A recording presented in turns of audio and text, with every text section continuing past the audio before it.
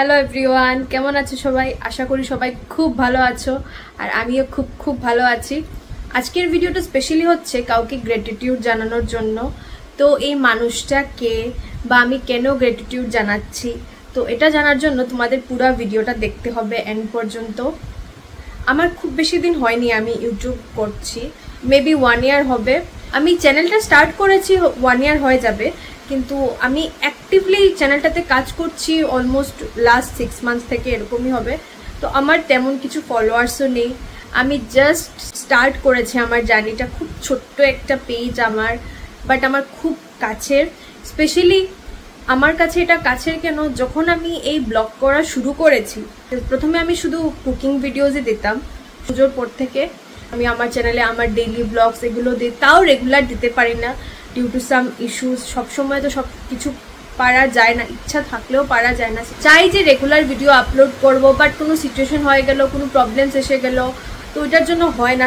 তাও তোমরা যে আমাকে এতটা বেশি ভালোবাসা দিয়েছো, তার জন্য মানে I am speechless, seriously I am speechless. আমি এক্সপেক্টও করিনি যে মানুষ আমাকে এতটা ভালোবাসবে বা আমার চ্যানেলটাকে দেখবে। বা তোমরা যখন বলো যে কমেন্ট করে যে তোমার রেসিপিটা আমার খুব ভালো লেগেছে, আমাকে রেসিপিটা দাও, এসব শুনলে মানে আমার খুশিটা আরও ডাবল হয়ে যায়। তখন আমি ডাবল এন্থু নিয়ে কাজ করতে পারি যে আমার এই ভিডিওসগুলো ভালো লাগছে, আর কি করব, আর কি বেটার করা যায়, আর কি ভালো করা যায়। সবসময় একটা মাথায় থাকে যে আচ্ছা এই রেসিপিটা করে নিয়েছে, এই রেসিপিটাকে একটু ইউনিকভাবে কীভাবে প্রেজেন্ট করা যায়।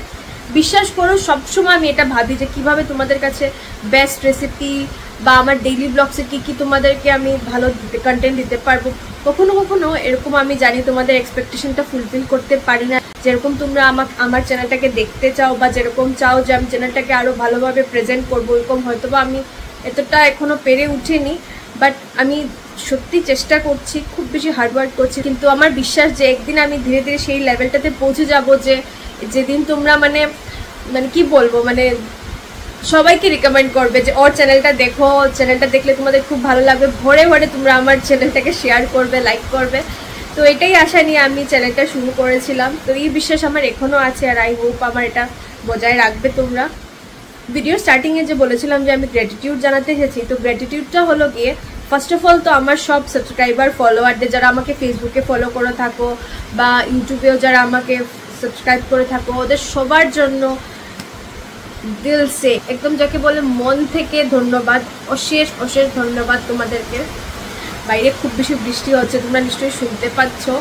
জানি না আমার ভয়েস কতটুকু আসবে, বিকজ ডিরেক্টলি ফোন থেকে এতটা ভয়েস আসে না ক্লিয়ারলি, স্টিল আমি ভিডিওটা করছি।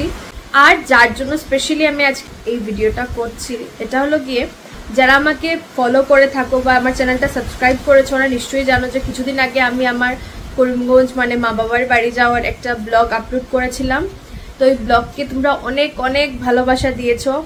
তো ওই ব্লগটা দেখে, আমি ওনার নামটা জানি না, উনি হয়তো বা আমার চ্যানেলটা দেখেছেন বা সাবস্ক্রাইব করেছেন, উনি আমাকে মেসেজ করেছিলেন যে করিমগঞ্জে মুক্তা স্টোর্সটা আছে নাকি, একটু দেখাও না প্লিজ। মুক্তা স্টোর্সের কোনো আইডিয়া আমার নেই, জেনুইনলি আমার কোনো আইডিয়া ছিল না, আমি কখনো মানে শুনিনি এই স্টোরটা কোথায়।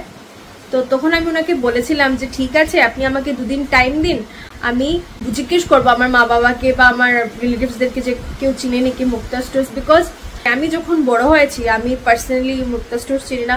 তোমরা যদি কেউ মুক্তা স্টোর্স চিনে থাকো বা দেখেছো, আমাকে নিশ্চয়ই কমেন্ট করে জানাবে যে করিমগঞ্জে কোথায় আছে মুক্তা স্টোর্স। তো আমি আমার বোন আর মাকে দিয়ে জায়গাটা বের করেছি, একটু লেট হয়ে গেছে আমার জায়গাটা বের করে আপলোড করতে, বিকজ উনি যখন মেসেজ করেছিলেন তখন আমি অলরেডি করিমগঞ্জ থেকে শিলচর এসে গিয়েছিলাম। তো আমার একটু টাইম লেগেছে, যদি আমি দ্যাট টাইম করিমগঞ্জে থাকতাম তাহলে তো আমি সাথে সাথে গিয়েই আমি ভিডিওটা করে নিতাম।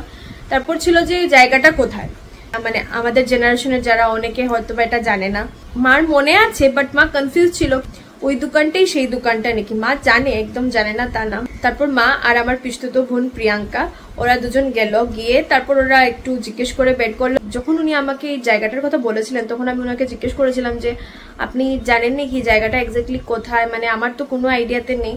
তো উনি বলেছিলেন যে একটা সিনেমা হল আছে হয়তো বা স্টেশন রোড। তো আমি ওই একটা লিঙ্ক ধরে আমার মাকে বলেছিলাম যে হ্যাঁ, ও সিনেমা হল পাশে ছিল, স্টেশন রোডেই কোথাও আশেপাশে হবে, এত দূর যাওয়ার কথা না। তারপর ওই কথাটাকেই বেস করে ওরা গিয়েছিল করিমগঞ্জ কলেজের সামনে ওই মুক্তা স্টোর্সটাকে খুঁজতে। বাট দুঃখের বিষয় যে ওই স্টোরটা এখন আর ওইখানে নেই, যে একটা মোবাইলের দোকান আর উপরে একটা জগন্নাথ ভোজনালয় হয়ে গেছে। ওদেরকে আমি বলেছিলাম ওই ভিডিও ক্লিপটা আনতে, ওই ভিডিও ক্লিপটাও আমি আপনাদের সাথে একটু পর শেয়ার করব। বাট যেটার জন্য আমি বেশি গ্রেটফুল এটা হলো গিয়ে যে উনি মেসেজ করে আমার কাছে আবদার করেছেন যে জায়গাটা দেখাবো। আমি ওনাকে চিনি না, উনিও আমাকে চিনেন না, বাট তাও যে উনি আমাকে মেসেজ করেছেন, আমার কাছে এই আবদারটা রেখেছেন, তার জন্য আমি খুব খুব খুব বেশি খুশি।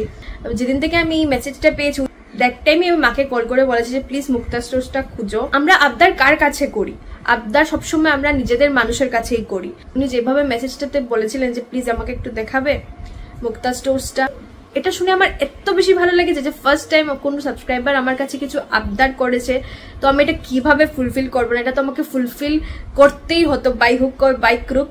আমি বা আমরা যারাই ইউটিউবে বা ফেসবুকে কন্টেন্ট ক্রিয়েট করি, আমরা আমাদের পুরো লাইফটা তোমাদের সাথে শেয়ার করি। আমরা কোথায় যাচ্ছি, কি খাচ্ছি, কি করছি, এভরিথিং বলতে গেলে আমাদের ডে টু ডে অ্যাক্টিভিটি তোমাদের সাথে শেয়ার করি। তো এগুলো আমরা কাদের সাথে শেয়ার করি? যারা আমাদের খুব বেশি ক্লোজ, যারা আমার ইউটিউবে বা ফেসবুকে যারা আমাকে ফলো করো বা আমার চ্যানেলটা সাবস্ক্রাইব করেছো, ওরা কাইন্ড অফ আমার এক্সটেন্ডেড ফ্যামিলি। তো যখন এই এক্সটেন্ডেড ফ্যামিলি যখন কিছু আবদার করে, এর থেকে বেস্ট থিং আমার মনে হয় না কিছু হতে পারে। So I am really very very happy কি উনি আমাকে এই মেসেজটা করেছেন, উনি আমাকে বলেছেন যে দেখাবো।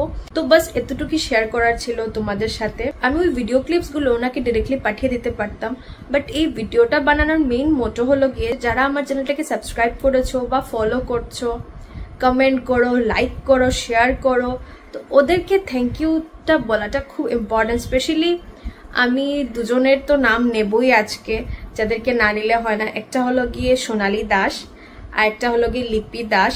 তো ওরা কিন্তু আমার রিলেটিভস না, ওদের সাথে আমার কোনো ব্লাড রিলেশন নেই। হ্যাঁ, চেনা জানা আছে, আমরা এক পাড়াতেই থাকি।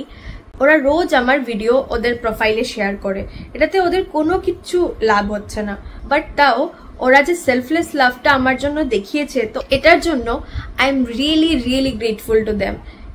কে করে ভাই, কে করে? আজকালকার দিনে এরকম সেলফলেস লাভ কে দেখায়? আমার দুই মা, আমার হাজবেন্ড বা আমার ননদ বা কখনো আমার মামি শাশুড়ি, ওরা আমার ভিডিওসগুলো শেয়ার করে। কিন্তু এই দুজন পার্সন যাদের সাথে আমার কোনো পার্সোনাল লিঙ্ক আপ নেই, বাট তাও ওরা উইদাউট এনি মিস এভরিডে আমার রিলস শেয়ার করে। দেখতে পারবেন আপনারা আমার সব রিলস, সব ভিডিওতে ওদের লাইক কমেন্টস থাকে। তার জন্য মেনি মেনি থ্যাঙ্কস সোনালী কাকিমণি অ্যান্ড লিপি।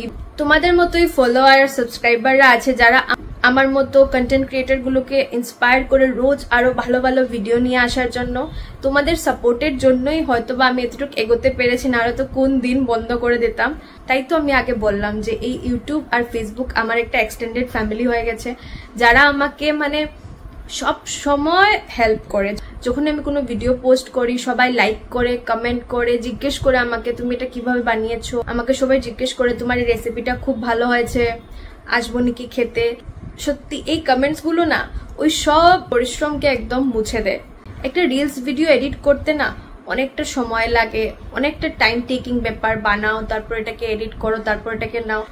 বাট যখন এই কিউট কিউট কমেন্টস গুলো দেখি না, তোমার রেসিপিটা বলো, খুব সুন্দর আছে রেসিপিটা, কোন দিন খেতে আসবো, তো এসব দেখে আই এম জাস্ট মতলব কি বলবো, আমার এত বেশি খুশি লাগে। তখন আমি ভাবতে থাকি যে আর কি বানানো যায়। সবসময় আমি বানাতে পারি না, বাট তাও আমার মাথায় একটা ব্যাক অফ দ্য মাইন্ড থাকে। আমি যখনই যাই, যেখানেই যাই, এখন থাকে যে আচ্ছা এটা দেখেছি, আচ্ছা এটা এরকম, তাহলে এটার থেকে কি একটা ইউনিক বানাবো। তো এই যে ইন্সপায়ারিং কমেন্টস গুলো আমি পাই, তার জন্য অনেক অনেক বেশি থ্যাঙ্কফুল আমি। কিন্তু শুধু খালি মুখে থ্যাংক ইউ বলবো এটা ঠিক মানায় না। তাই এই পুজোর আগে আমি তোমাদের জন্য একটা বাম্পার সারপ্রাইজ নিয়ে আসবো। তোমরা দেখতে থাকো আমার চ্যানেলটাকে এরকম ভালোবাসা দিতে থাকো।